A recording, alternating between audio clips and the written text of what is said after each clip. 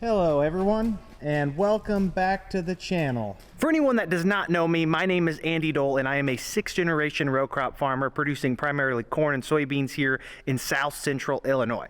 And this right here is my assistant.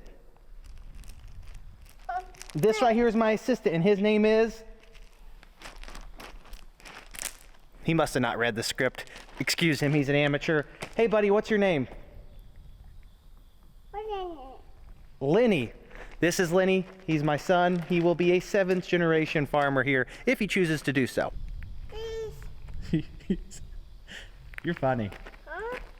Anyways, it's been a few years since I've done an equipment tour here on our farm, and I thought that it was the perfect time, with us kind of being at the starting line of harvest season 2023, to show you kind of how we've progressed our equipment lineup over the last few years since I've updated it. I guess I should clarify. I said updated it. I was talking about video content. None of this equipment other than this Hagee right here is mine. It's my dad and his brothers. So not going to pretend any of this is something that I personally own, but it is a family operation, so we do take great pride in everyone's equipment here. Where do you think we should start the equipment tour? You want to ride the tractor. That's not what I was looking for, but we could probably schedule that into the agenda. I know a lot of you are probably going to ask how many acres we run here on our farm. Some people are very upfront and honest about that number. I think that it's kind of a personal thing to communicate, and because this is a family farm, I'm not just going to sit here and spew numbers out to you all. We are Monday to some people, and we are 50 years worth of work to others. Farming is relative. There's always going to be someone bigger than you, always going to be someone smaller than you. We're just grateful to be here in Central Illinois in some highly productive soils and be able to make use of some phenomenal green and yellow John Deere equipment. It only makes sense to start with our biggest combine, although Lenny just wants to look at the tractors. It's parked outside right now because we are gearing up to harvest some corn this week. Come on, bud, we got to show them the combine. It's this way. Yeah. This John Deere S780 combine right here is really our main harvesting machine. Other than putting up a new grain bin, our big upgrade for this harvest season is this 12-row John Deere folding corn head. Folding means you don't have to unhook it to go down the road.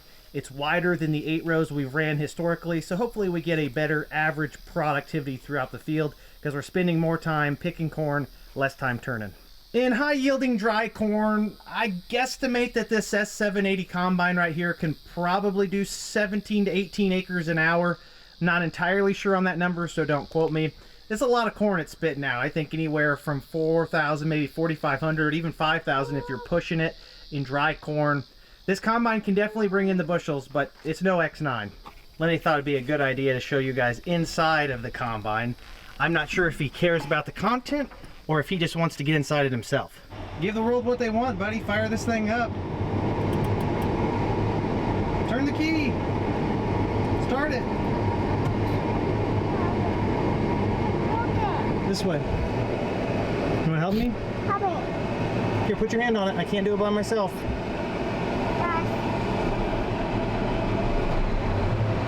Those of you who've never been in a combine before, at least not a John Deere machine, this is what the newer ones look like on the inside. You got your hydrostat here with your main controls, header control, a loading auger swing out, a loading auger on and off, preset stuff. You've got some small settings there. You control a lot of things here on your armrest. As my assistant is demonstrating, you can also change your threshing settings on the monitor. He's clicking through the menus right now. We'll dial those back in before we hit the field. Usually just general information on this screen, then we have the additional monitor here. We kind of like to just see yield data, mapping, things of that nature. If you're sitting in the driver's seat running a 12-row corn head, this is what you'll see. You've got 12 rows of corn to watch as you're rolling through the field. They're really not that hard to run. I think most people can run a combine. The only hard thing is learning how to dial in the settings correctly for conditions. Of course, my assistant Lenny is also showcasing the Midland radio systems that we have in all of our equipment for quick and concise communication. Makes harvest go much smoother. I'd actually even say that it's worth the money just because of the safety improvements, knowing who's where, what needs done, things to keep an eye on, or maybe something doesn't look right. We can make those conversations instantly, improving our bottom line in many different ways. Check out Midland if you're interested in two-way radios on your farm. Lenny hops in the seat of this thing like he's the one who runs it, but as a matter of fact, my dad Marty is the one who operates the flagship combine of our operation. He's a pretty good operator until he starts tearing things out. You can tell he gets paid by the hour.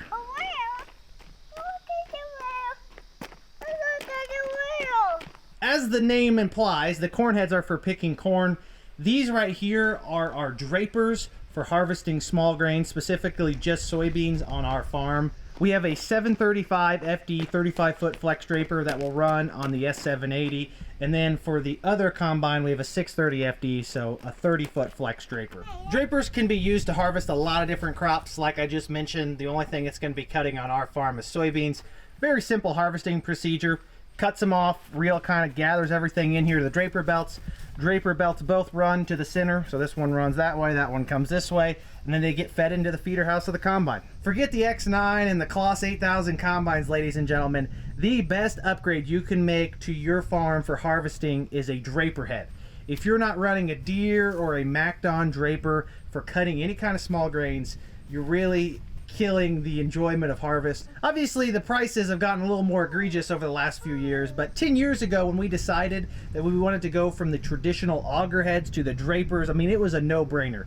We had a draper side by side with an auger head, and the sound of the inconsistency in the harvesting pattern of the combine was enough to justify that trade.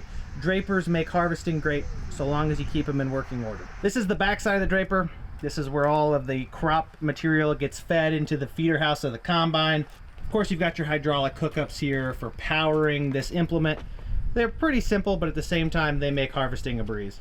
Here is our second combine. You could almost consider it supplemental to the S780. This is a John Deere S670. It is a smaller combine, both in horsepower and separating and cleaning area. It's got a 9-liter engine. It's only capable of doing so much. That 780 will do a lot more than that. At the same time, it's burning a heck of a lot more fuel to do so. This S670 is a great combine. It's rocking the 9-liter engine, right around 400 horsepower. We're mostly going to be cutting soybeans with it this year. I think it'll do 12 to 13 acres an hour versus the 780 that should be doing 17 to 18 acres an hour. My dad runs the bigger combine. My sister runs this combine all fall. Of course, what good would the combines be without a qualified grain cart operator running a beautiful rig like this? That's me, and this is what I'll be driving this fall. Our 8R370 John Deere tractor. 370 rated horsepower, 23 speed power shift. Awesome tractor for us so far. We picked it up last summer, so this will be its second time on the grain cart. And then we have the J&M 1222 grain cart on the stabilizer tracks. This cart was a really big upgrade for us last harvest season, so this will be its second year as well, along with the tractor. 1222, it can hold right around 1,300 bushels. It's got that extra leaner on the side to get it closer to the combines if you're running wide heads, which we're not. The stabilizer tracks give us awesome flotation. They adjust to the load on the cart, so when there's not much on, there's a tensioner that keeps the tracks tight so they don't wear out quickly going down the road. All in all, the tracked grain cart has been an awesome upgrade for us. Of course, we didn't really get to test the tracks out very much last year because lo and behold, you buy a tracked grain cart because you didn't like how your wheeled cart was doing in the mud, and then it proceeded to not rain all harvest. As a matter of fact, I believe that we harvested last fall for at least 28 days in a row, maybe 27, maybe 29, maybe more, maybe less, I don't know. We harvested for a lot of days in a row. We were able to get our crop out quickly, do a lot of additional work, but man, was it taxing on myself and the rest of the harvest crew, especially the older ones in the operation. Lenny wanted to show you guys the setup here in the 8R370. These new 8R John Deere tractors, the 9Rs that are now available, the X9 Combine, all come available with this ultimate cab. They make operating equipment like this as enjoyable as it could possibly be. Heated and cooled leather seat, massaging if you want it. Just fun to run. It's got all the extra monitors in here because I run this to plant with in the spring, and I needed the additional screen space to run some of the applications. Battery's off, buddy. I don't think you're gonna get that to work. It was hard for me to say no to him. He wanted the key on, so he'll sit up here until the battery dies, I'm sure. Other than our grain trucks and our augers, the grain cart pretty much concludes the bulk of our harvesting fleet. The other stuff just isn't quite as exciting. We'll move on to tillage here really quickly.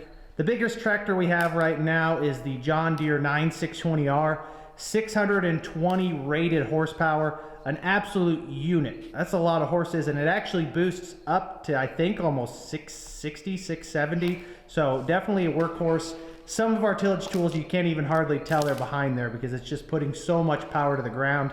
Typically, this one is doing our heaviest tillage in the fall, usually some type of deep ripping. Our other two tillage tractors are both John Deere 9460Rs, 460 rated horsepower with probably another 40 or 50 boosted power on top of that. These have been very reliable tractors. Although they can't pull as hard or as fast as the 9620 over here, they have been really good to us. Obviously, there's a fairly large model year difference between these two tractors and the 9620 here to the south. I will say that that thing right there is way more enjoyable to run. And it doesn't even have the ultimate cab. It's just a very comfortable cab, great operating experience. Most of that though can just be chalked up to age and design changes over the last few years. At this point, it should be fairly obvious that we're pretty heavy supporters of John Deere equipment. A lot of that is just because we have a lot of local dealerships around to provide service and parts, but most importantly, we love working with our dealership here in Mattoon Alliance Tractor. Alliance Tractor, which was originally Schilling Brothers Equipment, is a long-standing family dealership here based out of Mattoon. I think they have 2 or 3 other stores now. They're awesome to work with. They've always been fair to us, and their service department has never let us down. That isn't to say, though, if Fint or Case had more robust service and sales in the area, that we wouldn't at least try them out. We are definitely heavily invested in John Deere steering and GPS technology, so that does kind of skew us back towards Deere more. If you've already got the Apple iPhone, well, the Apple Watch just makes sense. Then you might as well just tack the Apple earphones on top of that because they all work perfectly together. Well, that's kind of what it's like when you start running John Deere. A lot of the competition, though, is very aware that farmers love John Deere steering technologies, and they do offer bridges to make them work in their other color of equipment. I would personally love to get some seat time in some Fint equipment, specifically their bigger 1050s, 1150 tractors, and their new Rogator. They all look sweet. Love to see one on our farm here for some demos. This Hagie STS-12 is more of an honorable mention because I'm not planning on spraying anything this fall. I do have the floater tires on and ready to go for next spring. I thought it'd be more enjoyable to put them on when it's 80 or 90 degrees outside as opposed to 20 degrees. So got that taken care of. And if I do spray anything this fall, I'm pretty much ready to go other than not having the sprayer winterized yet. STS-12 has a 120-foot boom, 1,200 gallon tank, and it is high clearance from the factory to be able to spray tall corn for corn fungicide. That's part of the reason why I went with the Hagie. The corn fungicide application was a very big piece of the pie to help me make the payments on this fairly expensive machine. That's a higher dollar application, meaning higher return for me as an owner and an operator. So definitely an economic decision there to run with the Hagie versus maybe a Deere, a Case, or a Rogator. As is tradition, Lenny's been demanding that he gets to sit in every single thing we look at. Been in the combine, he's been in the grain cart tractor, now he's in the Hagie. Who knows, he'd probably be a better operator than I am. Wouldn't take much. We do have one of our fall tillage implements parked here in the shed, pretty much ready to go. We just unhooked it here so it was out of the way. This is a John Deere 2660 vertical tillage implement. It's basically just a glorified disc. Because this is a John Deere, it does have the true set system, all controllable from the cab. The gang angle on this one is adjustable up to 12 degrees. I believe depth goes down to 6 inches. You can put up to 600-700 pounds on the dual back baskets. You can change the fore and aft. It's a fairly good machine. We were happy with how it ran this fall. I'm not sure that it's worth the price tag, but an upgrade that we thought might be worth making, so we did. This one, as you can see right there, is 30 foot and 3 inches. That is the straight gang measurement, so at an angle, it's probably closer to a 29-foot tillage tool. This will be pulled by one of those 9460Rs. Together, they'll primarily just do tillage on corn stalks.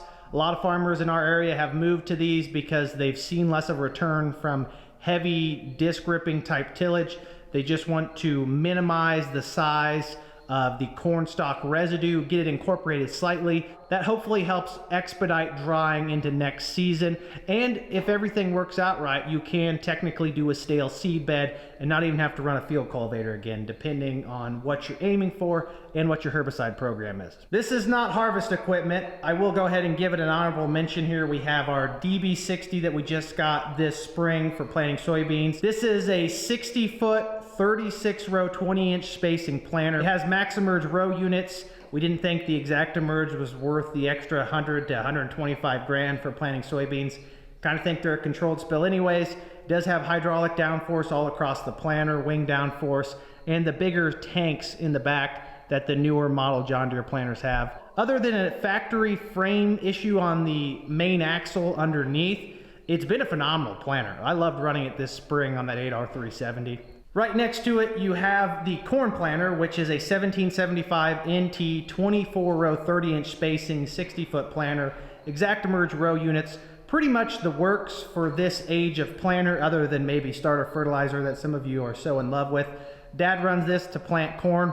It's pretty impressive. If you're in the market for exact emerge planter, they're about as good as they come. They can plant up to 13 miles an hour, depending on the seed type that you have in there. In the southeast corner, we have our field cultivators. This just primarily does seed bed preparation ahead of our corn and soybean planters in the spring. Both of them are 52-foot John Deere 2230 FH field cultivators. They have the floating hitch, that's what FH means. I really don't have a good expert or professional opinion on them. They're field cultivators. They kill the weeds, they level the seed bed, and they leave a nice aerated soil for you. Other than adding true set and allowing you to control everything from the cab, they haven't really made a ton of advancements on tillage in the last 20 years. Price tag's gone way up, but what they do is pretty much the same. I do have a few other things to show you all. That does kind of conclude the bulk of our harvesting equipment, fall equipment, and even some of our spring equipment. My Uncle Jeff lives here where our main farm is. A majority of our corn storage is here as well. We've got our cold storage shed. We've got the other shed over where I live, although it's not even close to as nice as this one. I'd like to think in the next few years we may build a shop and hopefully start working on more of our equipment. However, I don't exactly know what cards are on the table, whether the older generation wants to retire, pass on the torch to my sister and I, and what the financial implications of that might be. We'll see what happens when those cards hit the table. My dad did tell me that this 48-foot grain bin that was just built a month ago is the last bin he's building. This is our biggest single storage area in these multiple bins here. We do have 3 or 4 satellite storage locations. They don't really compare to this one though. Have you had enough work for the day? You want to go home? That's how I feel most days, buddy. Yeah, you want to get in the truck? Okay. At least you didn't get dirty today. That's okay, buddy. We all have those days. Some of us, like me, more than others. Just a second ago, we were over there at the main farm at the shed looking at the equipment. Walked over here to the northwest just to show you 2 other pieces of tillage implement that you'll probably see in action here on our farm this fall. I'll start with the Blue Jet Subtiller 4. This is a 9-shank inline ripper. Basically, it does minimal disturbance to the topsoil while reaching very deep, up to 16-17 inches, to break up that deep-setted compaction. You can see by looking at just the stout design of this that it was meant to go very deep in the ground. The coulters help break open that slit for the ripper shank to go in. These are minimum till shanks, so if everything's set right, it leaves a very small path, although it creates a ton of subsurface disturbance. Parked right next to it in the yard, you have this John Deere 2730. It's kind of the middle ground in terms of heavy tillage between the lower disturbance nature of the Subtiller 4 and the higher topsoil disturbance here of the 2720. This implement leaves no dirt left unturned in its working path. You have the large disc gangs disturbing that front layer of soil, chopping up corn stalks. They kickstart the incorporation process. You have the shanks working probably 12 inches in the ground, maybe 13. Another set of discs behind that to continue to incorporate and disturb soil. And then a rolling basket on the back to level out that finished product. This takes more power to pull. It's moving a lot more soil, although it seems to be much less effective for reducing compaction versus the extra 5 to 6 inches of working depth that you gain from the Subtiller 4. We've been trying to run this on our soybean stubble if we can get it to work, because we typically don't do a whole lot of tillage there anyways, so it's a perfect fit for this pass. A lot of times you'll see this 2720, or disc ripper as I like to call it, ran on some of our heavy corn stalks. This helps break up the compaction like I mentioned, but it does a tremendous job incorporating that high yielding corn residue, because if you have a good crop, there is a ton of plant matter that you'd love to kickstart the decomposition process. That's where this tool is the perfect fit. Like I mentioned earlier though, a lot of farms have gone away from their historic use of something like this to more of that vertical till style equipment that we had parked in the other shed, because those additional heavy shanks in the back don't seem to be having any kind of positive effect like they're hoping. They're not seeing a major advantage for all of the fuel and iron they're running through the field. They think that just getting the corn stalks chopped up and turned over a little bit does just as good of a job economically, because it results in the same yields at the end of the day in soybeans. Regardless of what tool we run this fall, everything's going to pull hard if it doesn't start raining soon, because it is very dry here. We've not had a considerable rainfall in probably 5 or 6 weeks. It was dry all July other than a big rain at the beginning, dry all June, and dry most of May. I think we'll have a decent crop because we just have such stellar soil here that can run a long time without a lot of rain. All things considered, though, there was a lot more potential on the table than we're going to bring in this harvest. It just didn't rain enough for us. It mostly came down to luck. Every time we were moments away from our crop burning up, we caught a fairly nice rain. As I mentioned, I think it was just enough to keep us from running out of gas in the tank. Not enough, though, to put out a bumper crop. We'll tell when the yield tester gets out to the field here next week. In terms of the equipment tour, that was pretty much it. We have a lot of small supportive equipment that helps the harvest process. A drive over pit, our semis, our augers to load bins, all of those bins, a variety of things, although I don't think they're really that important to show you all. If you want to see everything in action, make sure you subscribe to the channel so you see exactly what we've got going on here this fall. And that harvest is going to kick off probably in the next video or two. My wife is trying to diversify the farm. She's picked up a little hobby here. We've got 15, maybe 16 chicks, I can't count. We've got a chicken coop on the way. Hopefully to have some nice farm fresh eggs. It's Sunday, I'm running out of sunlight, and sometime this week we are going to be beginning harvest. I've probably mentioned that a few times at this point in the video. There's one project though that I've been really keen on getting finished since we moved out to my grandparents' house at the farm. They've long since passed away. We had an opportunity to move in here after my sister moved out.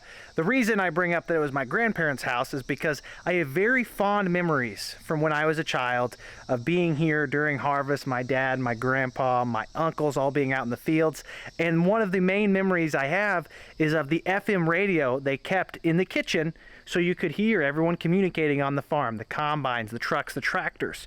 I want to emulate that here on our farm. Of course, the FM radio days are long gone, but we can do something similar with this nice 50-watt radio courtesy of Midland. I've got big ambitions of climbing the pole with the antenna on it, mounting a nice 6 decibel gain antenna, and providing a radio for my son, my wife, my infant son. I don't think he's qualified yet for that, to be able to hear us and communicate with us during harvest. Although my 2.5-year-old, who's been working with me all day, may need a little bit of supervision on the radio because I don't think his etiquette on the radio is fully developed yet. My goal here is to climb this tower from the top of the roof up and mount my antenna on here somewhere. There's a lot of trees in this yard, so it's not ideal, although I think it'll do a pretty good job of accomplishing what I'm going for, which is just being able to hear and make simple communications with everyone out on the farm. If I had a large enough budget and knowledge of GMRS repeaters, this would be a good opportunity, maybe not here, somewhere on the farm, to install a repeater system for our own network. Not gonna do that today, although that would be pretty sweet to do in the future. Okay, I'm like halfway up there. I just gotta get on top of one more section of roof. This is one of those projects where best case scenario, we've got a cool radio for Lenny. Worst case scenario, I have to go to the ER. We'll see how it goes.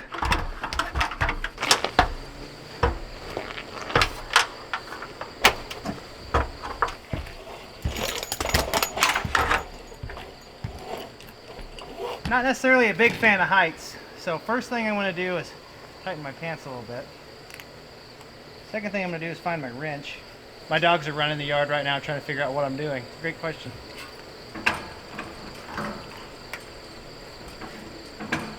You know, I'm not sure how high up I actually want to go. I was planning on going all the way to the top, but I realized I'm not a huge fan of heights, especially unsecured heights like this. That one would have been tough to explain to the life insurance company. Not for me, for my wife and family. I'm glad to report that I survived the most dangerous part of the job. The view up there was excellent. Not sure I'm a big fan of that elevation though. We had to defer the finale of this project the next morning because we ran out of sunlight and the little ones were starting to get a little bit grumpy, so it was time for bed. and I get a little grumpy too at night. Allie, Lenny, and Graham are gonna be able to talk to us from pretty far away. We've got elevation on the antenna, and we've got a 50-watt Midland radio here, so this ought to have some firepower. Because I'm powering this from a 110 volt outlet, I had to get a converter to 12 volt because all these radios are 12 volt. That's perfect for wiring it into vehicles, tractors, combines, all that stuff. It's not convenient for wiring it into a household, so we're gonna plug it in here and make sure we didn't do something wrong. So,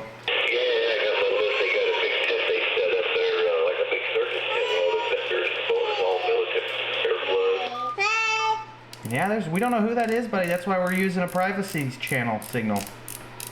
Running DCS 38. You okay? It would definitely be awesome to get a repeater network set up. I do have some handheld radios over there on the same signal, so we'll give her a shot. Something's not working right, because when I try to transmit, the radio dies. So either my converter is not supplying enough power, or I guess I don't know.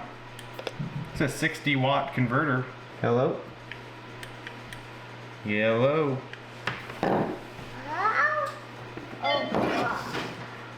Hello? Hello? Hello? Yeah? Hello? Hello? Hello? Can you hear me, Lenny? No. That was definitely a lie. What? You gotta hold the button to talk. Duck? Goodbye, duck? Yeah. Yeah? Reception is obviously fantastic on this radio. I think that there must be something wrong with the converter I got. Maybe it's not a high enough wattage. I thought 60 watts would be enough for a 50-watt radio. Seems like when it's on high power mode, it's not communicating effectively. Say something.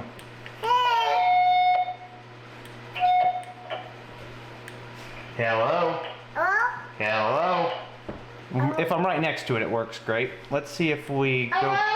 Hello? Hello? Hello? Hello? Hello? Hello? Hello? Here, hold on a second. Don't hit the button. We'll bump it up to high power again. Hello? Say something. Hit the button. Hello? You gotta hit the button. Yeah, see? Hello? I just don't think we have enough power to run it on high power, so I'm just gonna order a different converter and we should be good to go. Hello? Hello? Hello? Do you copy? I got it. Do you copy, Lenny? Yeah. But I got it. Yeah. Mommy. You and Mommy, this is your radio. What? No. I got to hear me. Okay, other than replacing the converter from 110 volt to 12 volt and kind of polishing up where I ran the wire through the wall, this project is pretty much done. I know this is kind of a little bit of bonus content on our equipment tour, but I thought it was only fitting to kind of showcase what I was doing here. Just an interesting little backstory here with my grandparents always having an FM radio here in the house that we use to communicate, and now my son, my wife, and my infant son will have the opportunity to do the same. Anyways, that's going to be it for this video. I hope you guys all enjoyed the equipment tour. Very informal, but at the same time, I think it just showcases what we're working with this fall. If you're interested in doing a little comparison, go back and watch the equipment tour from a couple of years ago to see what we've chosen to upgrade on our farm, where we've prioritized certain trades on equipment to make our operation better, or possibly just to spend a little bit of our income to reinvest in the operation. Harvest is probably going to kick off here in the next few days. You don't want to miss out on that, everyone, so make sure you stay tuned. As always, I greatly appreciate every single one of you continuing to tune in and support the channel. Your viewership means the world to me. I'll catch you all in the next episode. Until then, make sure you like the video if you enjoyed it, subscribe if you want to see more, and comment down below if you have any questions. You know I love to talk about farming. Have a great day, everyone. Peace!